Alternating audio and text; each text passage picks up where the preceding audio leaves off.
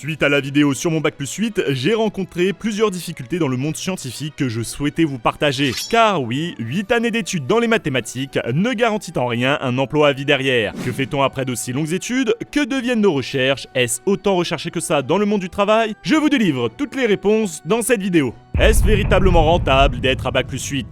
Et si je vous disais que vous pourriez être le prochain Steve Jobs sans aller plus loin que le bac? Devenir entrepreneur, ce n'est pas une affaire de diplôme, mais de passion, de détermination et d'innovation. Ce métier peut être rentable, peu importe votre cursus scolaire. Alors pourquoi m'être tué à faire un doctorat pendant que j'enseignais au lycée? C'était une perte de temps? Déjà, il ne faut pas oublier que l'essentiel n'est pas d'avoir le plus haut diplôme, mais bien de choisir un métier dans lequel on se sent utile, valorisé et passionné. Car la clé de votre réussite passe par votre implication et motivation. Par contre, si vous êtes attiré par l'argent, en moyenne, les stats ne trompent pas. Les travailleurs titulaires d'un master gagnent en moyenne 47% de plus que la moyenne nationale, tandis que ceux qui quittent l'école sans diplôme gagnent 26% de moins. Oui, vous avez bien entendu, près de la moitié de plus. Dans mon cas, lorsque j'ai passé l'agrégation de mathématiques pour enseigner au lycée pendant 7 ans, j'ai commencé directement au salaire moyen des Français, 2587 €, qui est au-dessus du salaire médian à 2187 €. Mais qu'en est-il pour le Bac+8?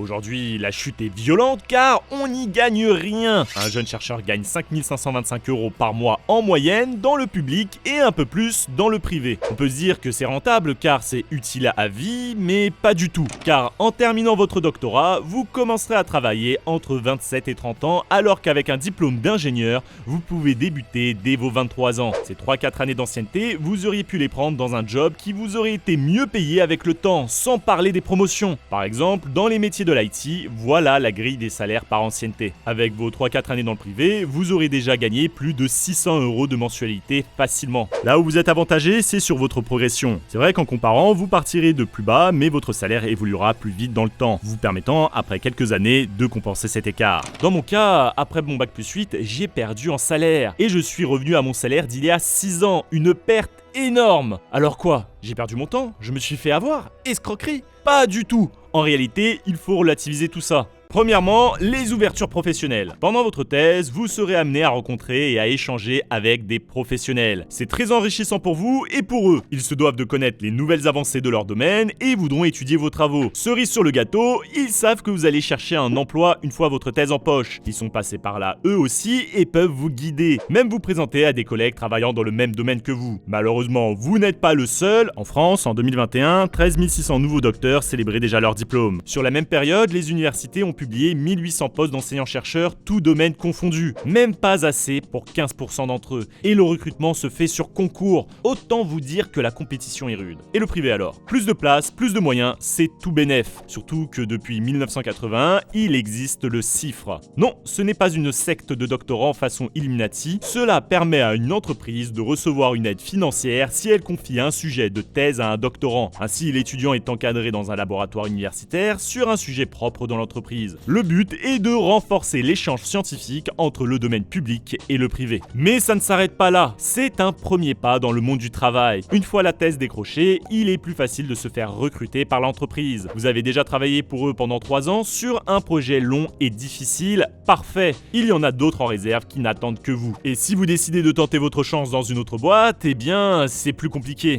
Une thèse vous spécialise sur un sujet très précis d'un domaine des sciences. Pendant les entretiens, on vous dira que vous êtes même trop spécialisé pour faire autre chose. Si là, votre thèse ne porte pas sur une thématique leur correspondant parfaitement, c'est game over. Utiliser votre réseau devient la clé pour ne laisser passer aucune opportunité. Deuxièmement, la flexibilité professionnelle. Après une thèse, vous êtes beaucoup plus flexible dans l'apprentissage de nouvelles notions et les employeurs le savent. Un de mes meilleurs amis a effectué une thèse assez dingue sur l'internet du futur à Osaka. Pourtant, lorsqu'il est revenu en France, il a été embauché pour faire une formation de 2 mois en Java pour développer des outils et logiciels pour les entreprises. Une transition rapide et efficace qui a été rendue possible grâce à l'autonomie de travail et la prise d'initiative qu'inculque une thèse. Et la meilleure de vos qualités est que vous avez échoué. C'est bien ça, oui. Pour vous en sortir, il a fallu continuer. Vous avez cherché des réponses et creusé là où personne n'est allé regarder avant vous. Impossible de faire avancer la science sans passer par l'échec. La plupart des gens baissent les bras dans cette situation et en ça, vous vous démarquez. Troisièmement, les perspectives à l'international. Beaucoup d'étudiants partent faire leur thèse à l'étranger, découvrir de nouvelles méthodes de travail, perfectionner son anglais, il y a plein de bonnes raisons. Mais une fois le doctorat en poche, faut-il rester, revenir? Si c'est pour la paye, vaut mieux rester. De nombreux pays à travers l'Europe rémunèrent bien mieux le bac+8 que la France. En bleu, vous voyez le salaire moyen annuel d'un docteur et en jaune, les dépenses moyennes annuelles pour une personne dans le pays. Il y a de grosses disparités. Dans certains pays, le salaire n'est même pas suffisant pour vivre. Ce n'est pas nouveau, même le directeur du Polia de Facebook le dit.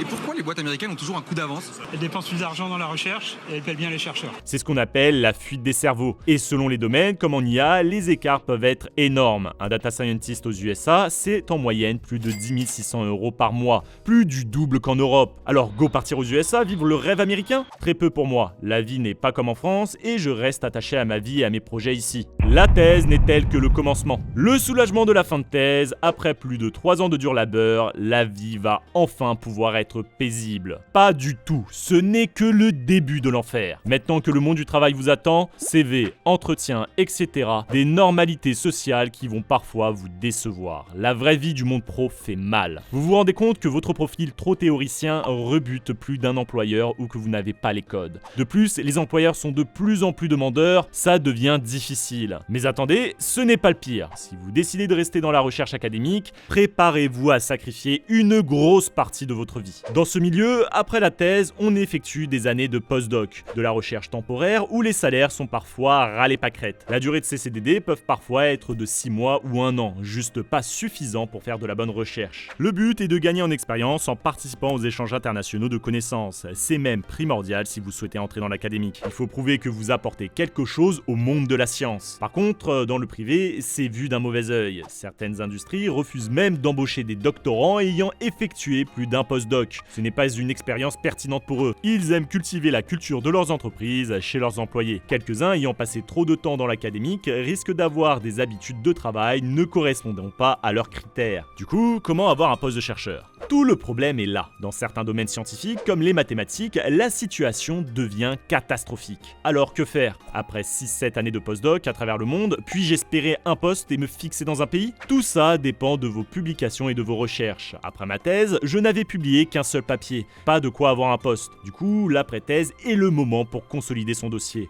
On publie, on présente, on essaye de faire connaître nos travaux. C'est vraiment pas facile. Sans compter qu'on fait tout pour t'enterrer avec des délais de publication totalement atroces. Mon premier article a mis plus de 2 ans à être publié. Comment veux-tu avoir une chance si au moment des entretiens, tes publications sont sur liste d'attente? Aujourd'hui même, je continue mes publications dans cette perspective, mais avec mon travail et mes autres activités, c'est le parcours du combattant. Du coup, comment réussir après la thèse? Déjà, il faut accepter l'environnement dans lequel on évolue. Oui, c'est difficile, mais c'est le cas pour tout le monde. Personne n'est épargné. Donc il ne faut pas hésiter à s'informer, s'orienter là où il faut et surtout persévérer. Et n'oubliez pas qu'une multitude de métiers s'offrent à vous après une thèse, donc vous avez toutes vos chances ailleurs. À quoi sert un bac+8 dans les entreprises? Je me répète, dans mon cas, bac+8, ça m'a plutôt desservi sur l'aspect du salaire. Mais pour trouver un travail, faut pas mentir, ça aide bien. Mais concrètement, que disent les chiffres? 3 ans après la thèse, le taux d'insertion à un emploi de cadre est supérieur à 93%. Est-ce la stabilité à vie pour autant? Non, loin de là. 1 sur 3 n'auront toujours pas d'emploi stable. C'est normal lorsque près de la moitié d'entre eux restent dans l'académique. Et les autres? Ils vont dans le privé puisque les compétences que vous avez acquises sont très recherchées. Imaginez-vous à la tête d'une équipe de recherche en entreprise pharmaceutique,